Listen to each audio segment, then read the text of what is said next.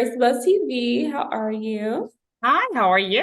I'm good. You look beautiful as well. Thank you so much. Yes, I love Thank the pink, you. my favorite color. So the blush Yeah.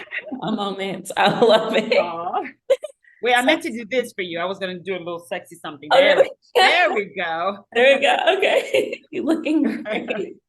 So, like, tell me just how excited are you about this new season to debut, the beginning of November? Like, are you excited? Are you nervous? Like, what are some thoughts? So it's next week. I'm so Yeah. excited. And we're on Bravo now. And so, shout out to Peacocks for the chance, to come back as a reboot and Bravo to, taking us back home. And so, they wanted the babies back. And so we're giving them what they want. We're giving the people what they want. Yes, and of course, with more seasons as they progress, a little bit more intimacy, a little bit more, revealing what's going on behind the scenes. So of course, Yeah. you're going to be, on camera, just showing a little bit more, I think, as in depth about your breast cancer, journey. And I commend you for, showing that because my mother, she went through breast cancer. She's a survivor, so I can Ever? only, Okay, yeah, good. yes, I can only understand, of course, like how like trying that time has been. So has that been a lot for you to show, like, to the world, or how's that journey been just Yeah, opening up? it's been obviously a very, very vulnerable time for me in the best way because it's also therapeutic. When you put yourself on the line out there like that, then you can't go back, and it puts you in a place where you have to be very honest and raw with yourself. And so this really was the case because I've always been the person on the commanding end, always being the fixer, always being the one that knew how to, coordinate things. And so this point in time, I'm not the coordinator of this journey. It's in God's hand. It's in the medical, team's hand. And I just had to be there and just kind of sit there, fiddling my fingers. And it was very hard to do, really. But it taught me a lot about myself and my patient level and just how to be humble.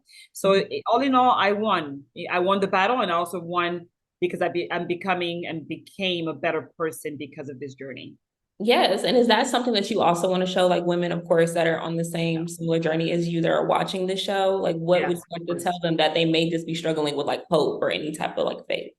Exactly. I mean, your story is not written until it's written by God. And so for me, it was kind of like, I thought I had everything under control. Last season, you see my husband saying, pause, you're doing too much. I don't know why, because it's not the money. So it must be just because you can't say no or whatever it is. And, you feel like you always have to overachieve. And it's true. And I said to myself, you know what, you're right. You should be my priority. My kids should be my priority.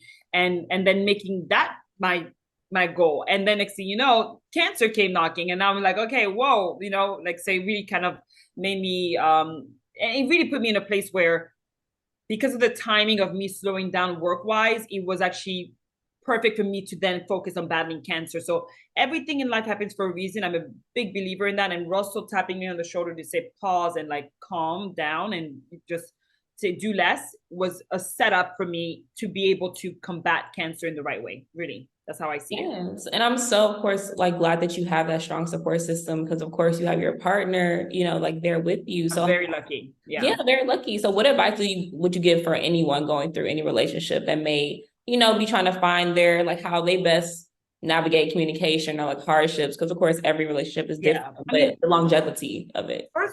first and foremost is get checked. As a woman, we take on so much of a role in different sectors, and you have to take care of yourself and be a little selfish. And that's something that I never did. And all of a sudden, I'm like, you know what? I got to do me first. I come first. Because I'm no good if I'm not even around to be to be of any help to anybody else. So it just taught me to really kind of be self-serving, and I think that people need to really kind of take a look at themselves, before looking outwards. So make sure you're good in your household before you jump out into the world. Yeah. Yeah, and of course, more self-care. I definitely am more excited for your fashion since I know it's been, changing a little bit. So tell us a little You bit. know, Yeah, I about the, and it's mean, beautiful. what are Yeah. you? What I'm not? Yeah. No.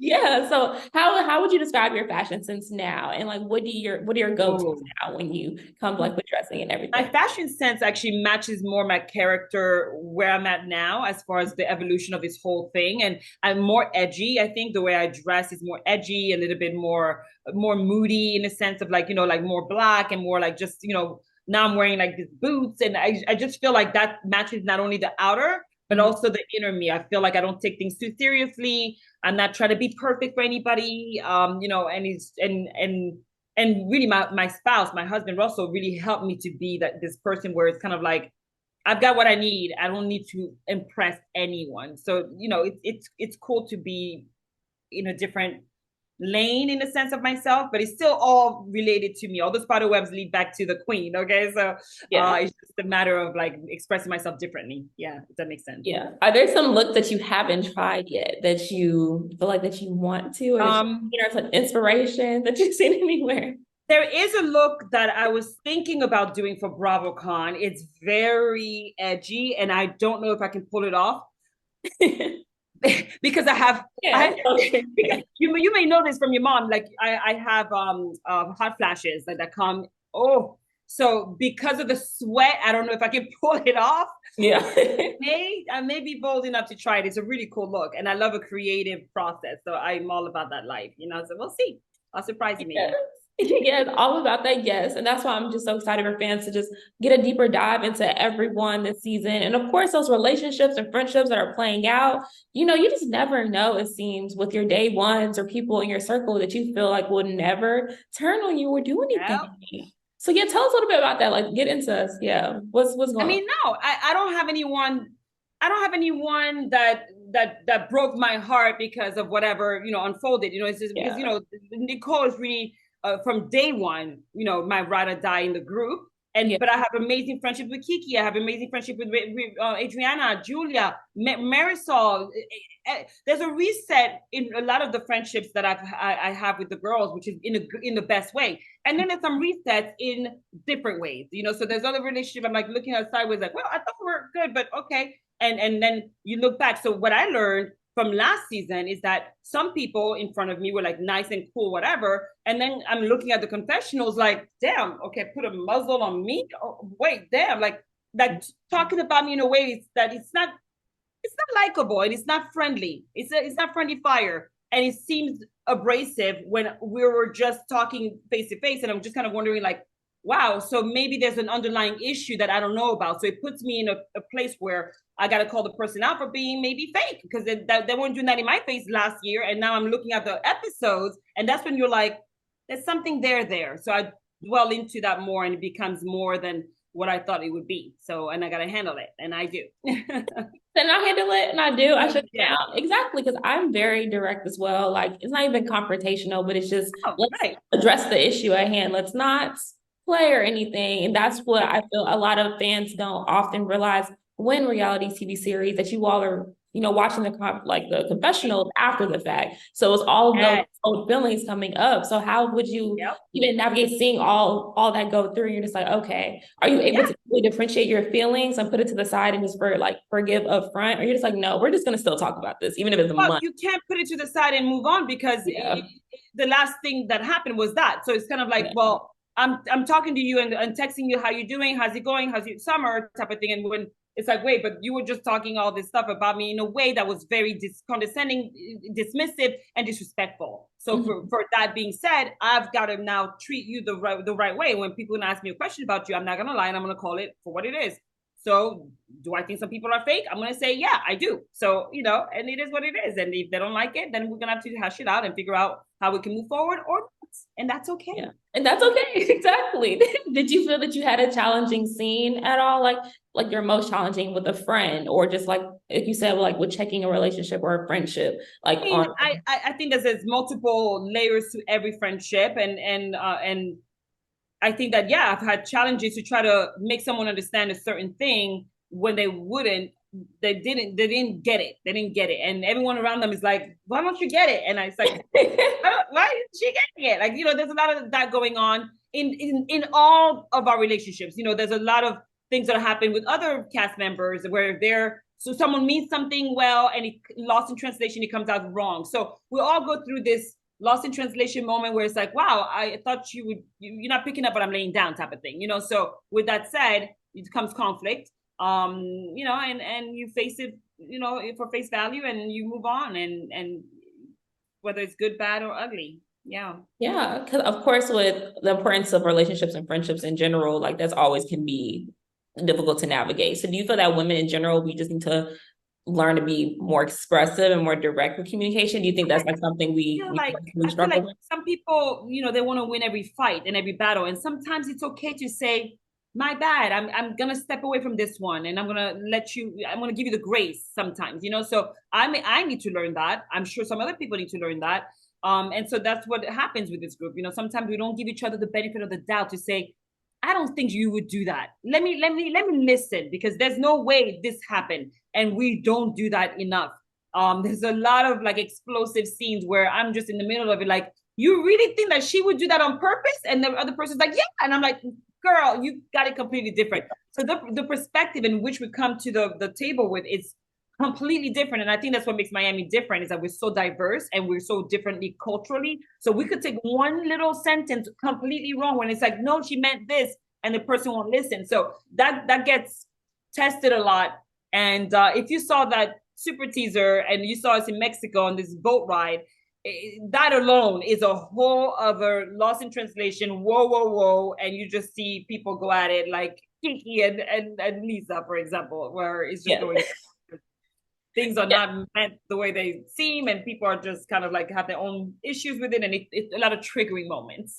Yes. And of course, I love that you are so like, of course, mature in your understanding of being like, hey, like give this person the benefit of the doubt. Like you truly feel like they would do this, like truly think about it. So do you feel like that you're that go-to person in the group for the girls to just, vent to or anything like that and helping them with their I, own? I'm a fixer. I'm a fixer by nature, and but I find myself in a lot of the issues that's happening this season. So Guerdy's in the thick of things this season, and you're gonna see me popping off way more than I want to, but I got to. So at this point in time, I don't regret a thing, not one thing that happens. And I've told you this here, and I'll tell you this then.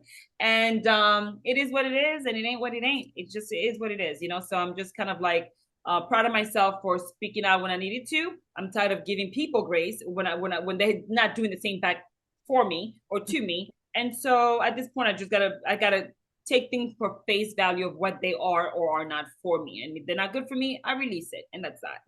Mhm. And of course, I have not been to Miami yet, so it's very interesting. What I know, Oh my I haven't goodness. been yet. I've only really considered ever during spring break, but I feel like that's not the true Miami culture. I have to go outside of that. Yep. So for people that have not really truly experienced like Miami and know the ins and outs of the lifestyle, like what would you say? Like how would you describe it as? Like why Miami is like you love Miami? Miami is a world of its own. It's a melting pot. You literally are going to walk down the street and see 17 different countries represented in one block. It's just Yeah. it's the most beautiful thing, and it's the most annoying thing, because then driving in Miami, oh, we're looking at 17 different countries driving up and down the Yeah. street. Some people not having the experience of driving with lanes.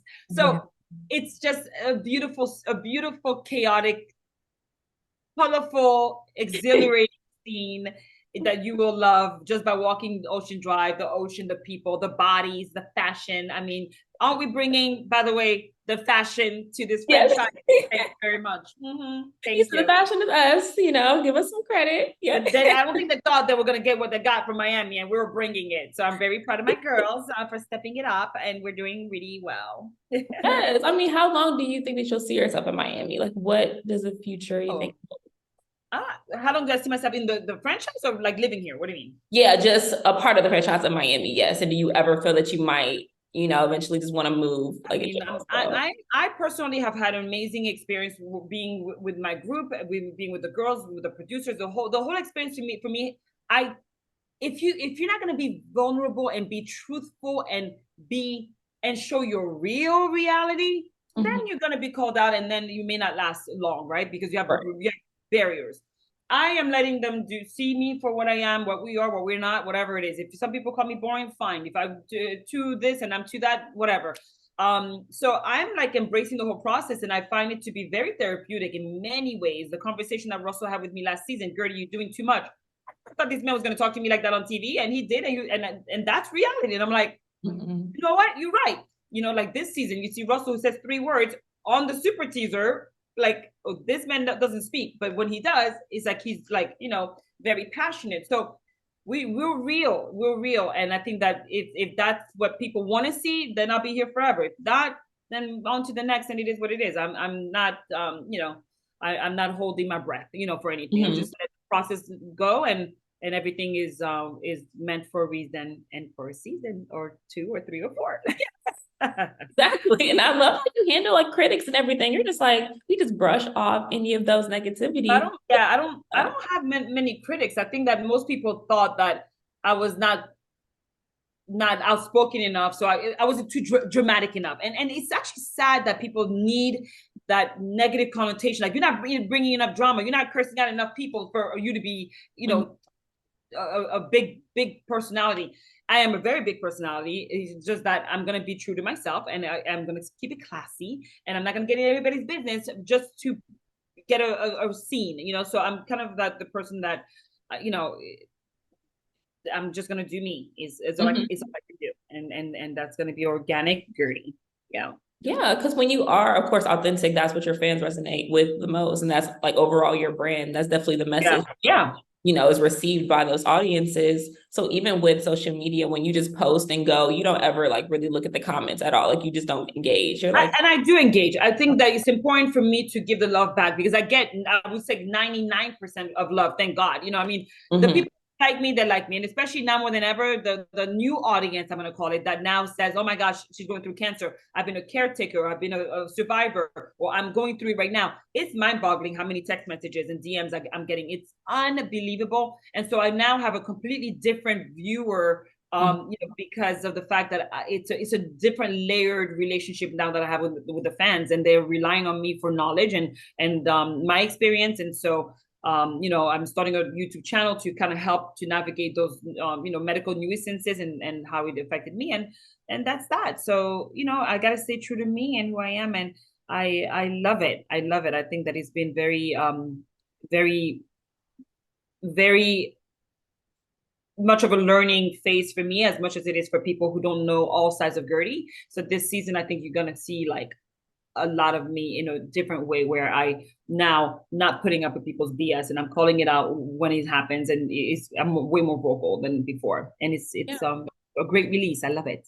Yeah, you love it. I mean, you're handling everything with so much grace, and that's why I'm so like, of course, that I was always taught to keep it classy, keep it classy. And I'm like, you know what, Mama, get out of my ear. Okay, hang over here. Like, sometimes because people mistake kindness for weakness, and that's problem in this group. Some people think they're the big bully of the town, and the bigger, profile of all of us. And it's kind of like, have several seats, please, because I've worked for mine, and I don't know what y'all done for yours, some of y'all. So, like, you cannot act like you're better than someone just because of monetary, finances or whatever it is. It's kind of like, no, you got to be a good person, and you got to do good and be aspirational and just be kind, like be nice and be, do unto others type of thing. And when people don't do that, and they think they're better than you or others, and feel like they're more entitled, you got to put people in their place.